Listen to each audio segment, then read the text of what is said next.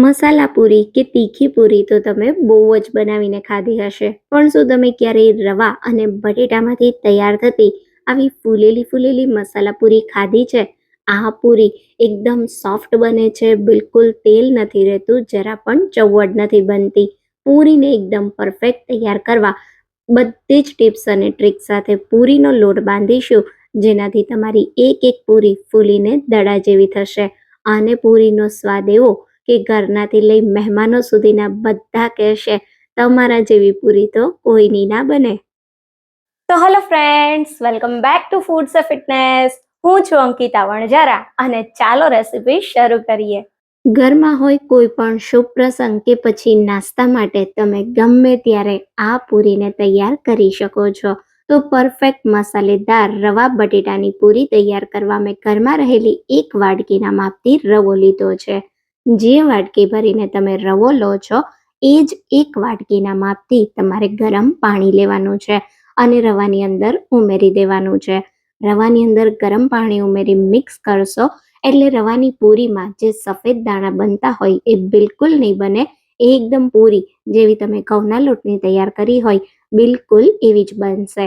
તો અહીંયા આપણે બહુ વધારે નહીં પણ ગરમ પાણી સાથે રવાને મિક્સ કરી ફક્ત 5 મિનિટનો રેસ્ટ આપીશું, જેથી રવો ગરમ પાણી સાથે પલળીને થોડો સોફ્ટ થઈ જાય.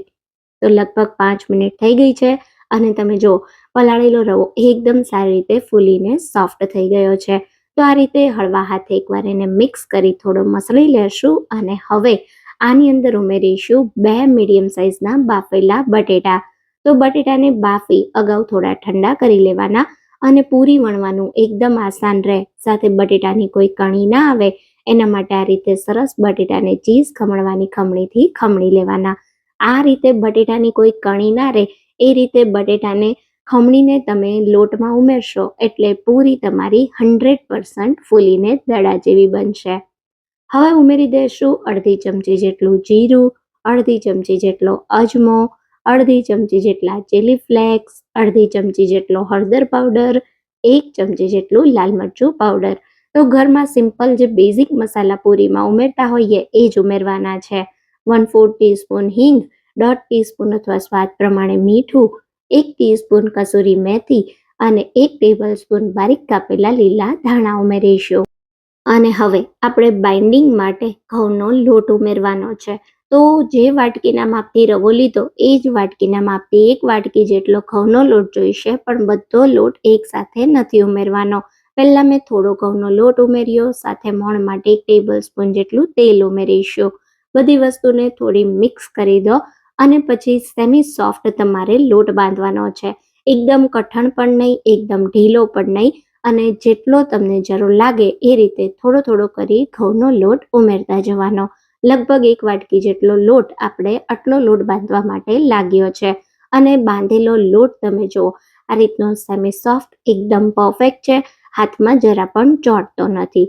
તો બસ આ રીતનો સેમી સોફ્ટ લોટ બંધાય એટલે પૂરી માટેના લુવા તૈયાર કરી લેશું.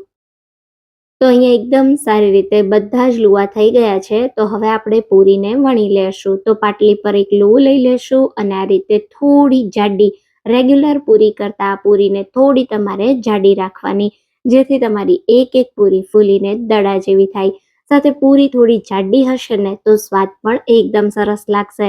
તમને એક સાચી વાત કહું, આ પૂરી જ્યારે તળાશે ને ત્યારે એનો સ્વાદ એટલો સરસ છે ને કે તમે સમોસા અને કચોરી પણ ભૂલી જશો. તો બસ આ રીતે એક પૂરી વણતા જવાની છે અને પછી એને તળતા જશું.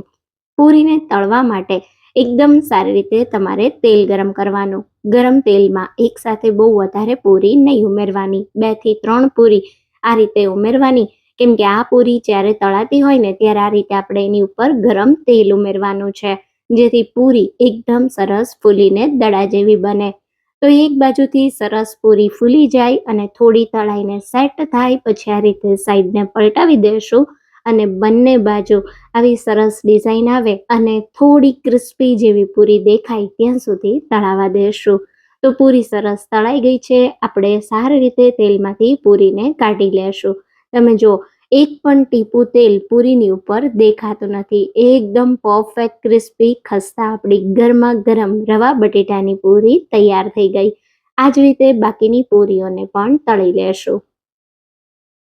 બાળકોને લંચ બોક્સમાં આ પૂરી બનાવીને આપશો તો એમને ખૂબ જ ભાવશે. અચાનક મહેમાન આવે ત્યારે બટેટાના શાક, કેરીના રસ કે શ્રીખંડ સાથે આ પૂરીનો સ્વાદ તો જોરદાર લાગે છે.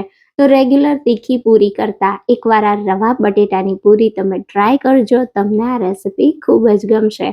તૈયાર થયેલી ફૂલેલી પૂરી તમે જુઓ, એકદમ સોફ્ટ, પરફેક્ટ, બિલકુલ તેલ નથી, જરા પણ ચવડ નથી.